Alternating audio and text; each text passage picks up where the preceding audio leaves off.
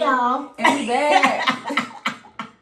I know we've been absent, but we are back or whatever. Yes, y'all. So I just want to say happy belated homecoming, happy belated birthday to me. Happy belated. Go Aggies. We had a time.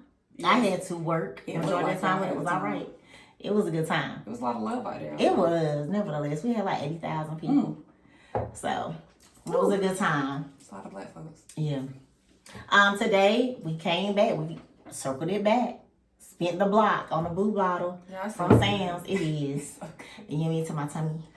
Yes, ma'am. It's getting me, it's getting me where I need to be. Yes.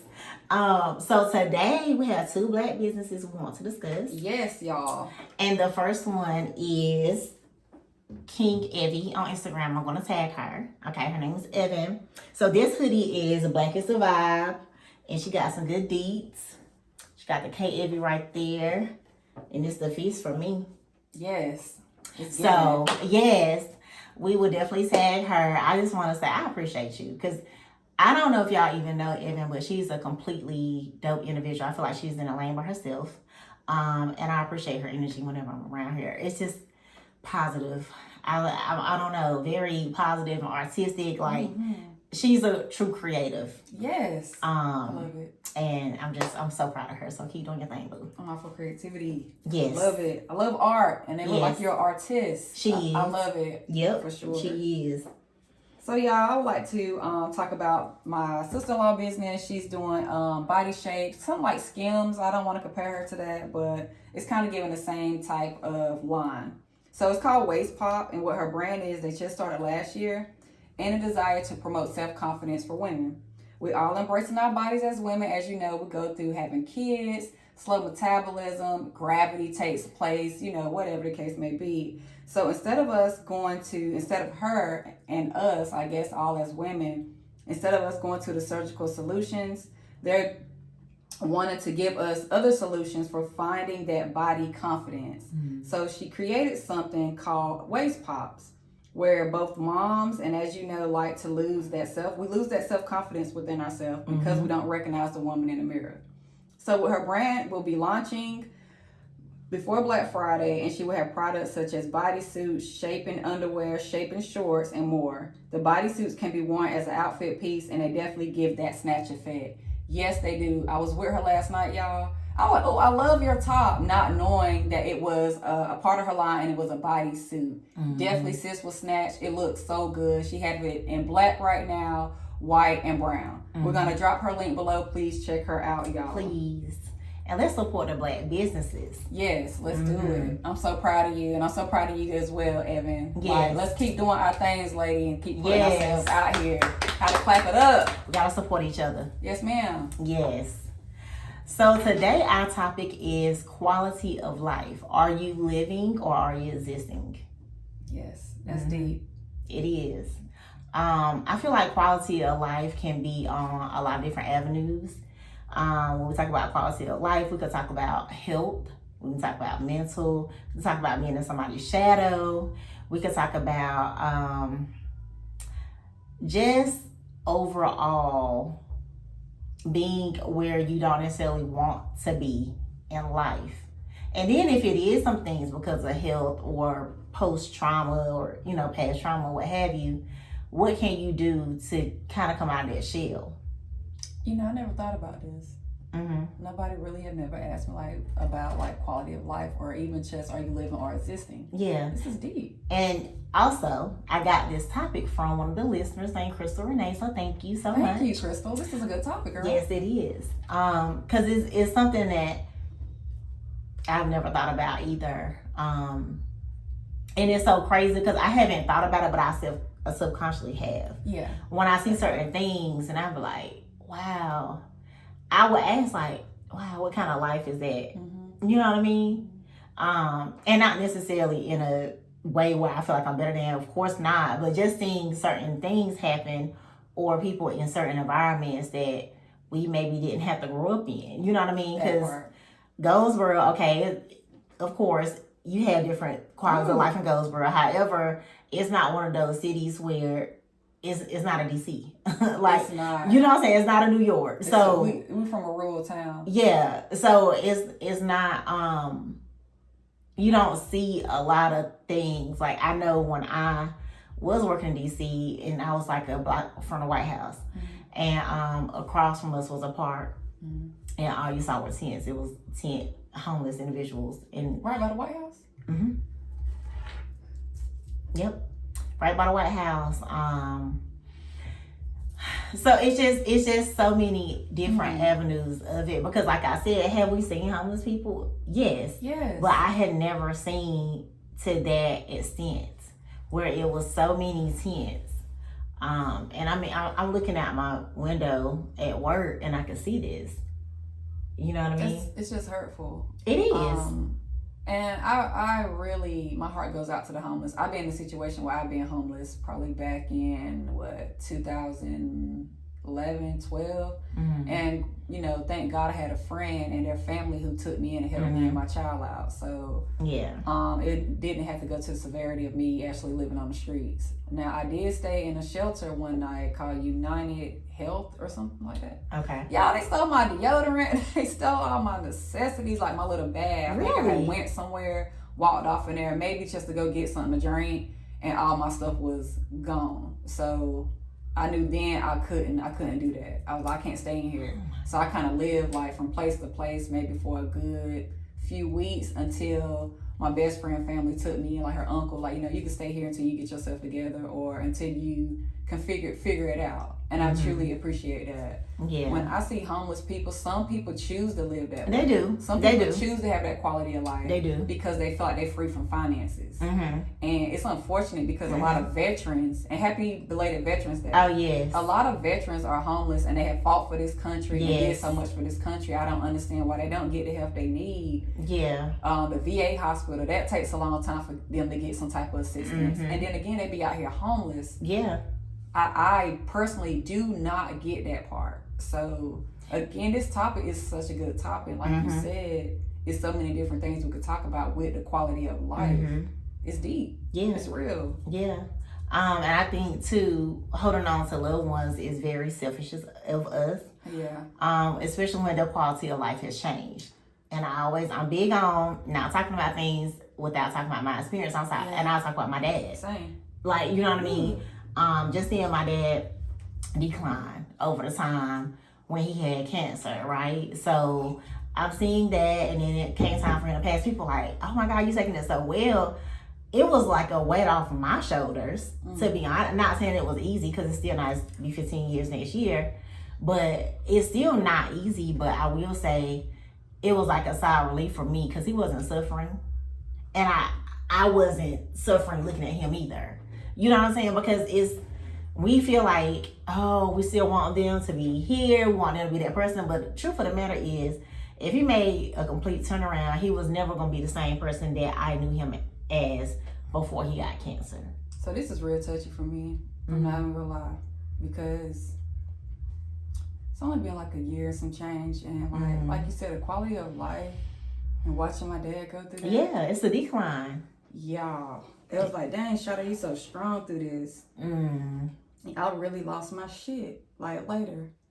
Yeah. I lost my shit. Yeah.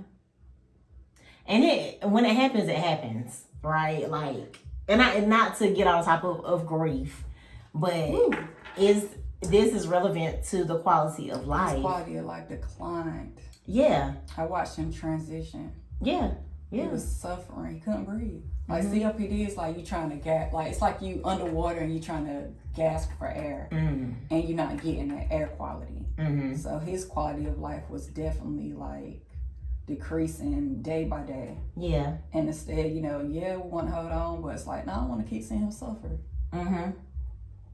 Yeah, because that's essentially what you're doing. I couldn't make the conscious effort to watch somebody. So it's one thing, okay, they're going through a transitional period. You know what I mean?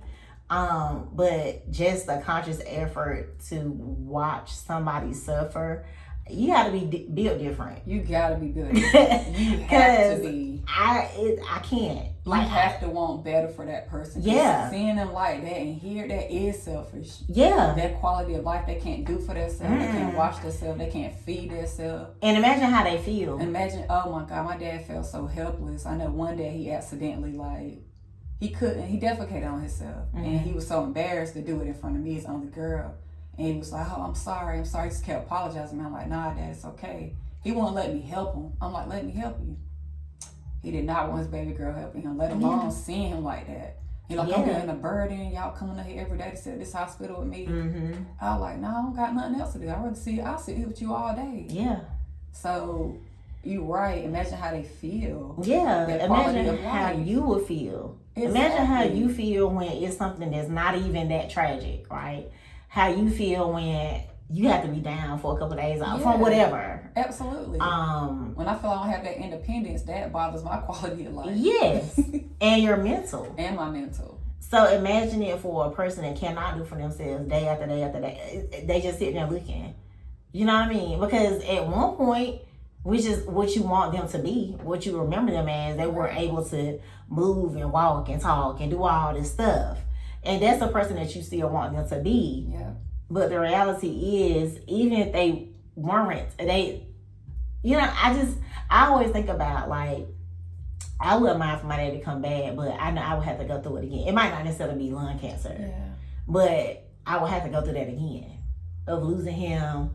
Like, so we just have to be not selfish, even with ourselves. Even with ourselves. Because we have to understand and know that things take your time to heal, but trauma, that should not hinder us from living a life that we deserve. Shouldn't. And that do plays a role in quality of life. When you stay in your past and what has happened to you, you're not going to be able to embrace your future and live that good quality of life that you deserve because you're living in the past and you're trying to replay the things that happened. You're trying to analyze why did this go. You stay stuck. You stay stuck. You stay stuck. And I once heard one time, like, people can physically be in prison, right? But you can also mentally be there. Yeah, because to be confined in your own thoughts. Yeah. And telling yourself, we got to talk good to ourselves. We do. That's also a part of quality of life. What you tell yourself, what you feed yourself, how you take care of yourself, how you love yourself. The list goes on. It does. It does. This is a really good topic. It's a really good topic, and I just had never thought this deep into it. But it's a very real topic. It is. And oftentimes we are just existing, and not even realizing we're existing. We tend to, I feel like, maybe adjust to what we're around. Oh, girl. Adjust to our environment. Yes, we do. And take that on. And I totally agree. Like, boomerang back to where we came from, Goldsboro. Like, in certain aspects, people do have to, that they don't have to, but they adjust to the environment, what they're around. Product of the environment. That's all they know. Like, I know for me, as far as the quality of life, growing up, I grew up in some dysfunctional stuff. I grew up in a lot of violence. So I'm thinking that's the way of the world. That's how the world supposed to be. Right. Until I moved out of that environment. And I'm like, oh no, this is not how life is. This is not how people supposed to be. So my quality of life changed. That's a good point, because I didn't realize, like, my family is kind of close knit, right? So I didn't really realize until I left and went to college that people didn't talk to their parents. I didn't, you know what I mean? People do not talk to their parents. I just thought that was a strange. I'm like, what you mean? Like, because I was talking to my parents every day. I still talk to my mama every day. I talk to my mom every day. Several times a day. You know what I'm saying? And I'll talk to some of my friends and they'll be like, oh yeah, I call my parents on Sunday. I'm like, well, what about the rest of the week? Because my mama wanted, she still to this day, I just turned 37. If she can't get in contact with me, she calling everybody that she knows. That's how my daddy was. You better call me when you get home. Like, you going out of town, you call me when you land. I'm like, all right. Yeah, and she gonna have everybody's phone number that I go with. Like, it's, you know what I mean? So I'm that mom. I feel like, I'll pull up on you. Yeah. Yep. My thing is, I follow you. Like, I don't. Yeah. Where you at? Oh, y'all know. Oh, y'all know my kid. Yeah. Who mom is that out there? Oh, Lord. Yeah, cause what you mean? Yeah, that's how my father was. And you saying that? Yeah, a lot of people do not. That was a culture shock to me because I'm like, well, what you mean? Like they don't even know what's going on with you. And I ain't saying you gotta tell your mama and daddy everything, but listen. I'm about to do, I'm fitting do this and whatever. You know what I'm saying? This on with, because anything can happen. Everybody different though with their relationship with their parents. They are. And I feel like, again, it's a product of the environment. And I'm also not saying that if a relationship is bad, you're supposed to mend it either. Oh, yeah. Because I'm big on be good to people that's good to you. Absolutely. Whether it's family or whatever. However, I'm just saying that it is good to have somebody in your life that you can confide in, somebody in your life that knows what's going on with you. Support you. Yeah. Because I know, before I moved here, I was living by myself. So anything can happen. You know what I mean? Like, it's just, people need to know what's going on, especially in this climate of the world that we are in. It's so many different things that can go on. And somebody need to know your routine. Somebody needs to know. Yeah. So I think that's what also made me so introverted and going back to quality of life. So speaking of parents, I was actually one of those people that I didn't talk to my mom like that. And I went like, one point in time, I went like years because I had to protect myself. Okay. You know what I mean? But I would talk to my dad. Yeah. But as a woman, you need your mother. Yes. So my quality of life was kind of different. I feel like I was more masculine. I wasn't as feminine. So my quality of life in that aspect was a little bit masculine because I'm going off what a man is telling me, more so how I need to be, how I need to act versus having that woman role model and relationship. I feel like being a product of Goldsboro, North Carolina. Oh, yes. The women that come from there are quite naturally more masculine. Yeah, we're masculine. It's culture. It's just a way of life. Like, it just is what it is. And those who get it. You know what I mean? Yeah. On the flip side of that, I feel like it's also been a thing where we've had to learn how to embrace a soft girl era. Or, you know what I mean? Which is a different quality of life. Different quality. So long we've been like, rah, like, all right. You know what I'm saying? And we just accustomed to handling things. Alpha. Yeah, alpha females. I was a daddy's girl. Ooh, me too. You know what I'm saying? So I have brothers. I have male cousins. I'm the only female cousin, really. Yeah, I have you know what I mean? I'm the only girl. Yeah. I'm the only granddaughter on both sides. Like, so I grew up around a lot of males. And it's just, it's a natural thing. But as you continue to grow and mature, you do learn that it is a different type of lifestyle. Yeah. Where you don't have to do it all. Yeah. I'm gonna tell you something, right? So I don't know. I don't feel like I saw as many people as I would like to. I had to work, and I'm not complaining because I really enjoyed myself for homecoming. But I was working, and I was driving a golf cart, right? And my office mate was up there with me, and I was doing something. I can't remember what it was. And she was like, "Girl, let me help you." I was like, "Girl, that's a trauma response." Yeah. Because I'm so used to doing it. You know what I'm saying? I was trying to pick up a cooler or something. She's like, "Girl." Was it a bit cooler? Yeah. So you were like, oh. Yeah. Well, ice and drinks. Yeah. Like, you know what I'm saying? She's like, "Girl, what?" And I was like, that's a trauma response. I'm sorry. Like, I had to stop myself. And I was like, I'm so used to having just to have to do it. Yeah, you used to doing stuff on your own. Right. Yeah. It's got to get done. Let me just do it. That used to be my thing. I didn't used to like to ask for help. Yeah. Like, I was too prideful. Like, I don't. You need help? Oh. Like, trauma response too as well. Like, no, I don't need help. And then I realized pride will kill you. It will. I actually do need help. Yeah. So help me. And that's that whole quality of life thing. Quality of life. Because that's what you're accustomed to. Yep. This is a good topic. It definitely is, y'all, so deep. So are we living, are we existing? What do y'all think? What do y'all you think? think quality of life means and what it is to you? Mm-hmm. Everybody has a different aspect of what quality of life means. Yeah. So thank you, Crystal Renee. Thank you for this topic. And if anybody has any topics, please let us know. Please. All right. Bye, y'all. Bye.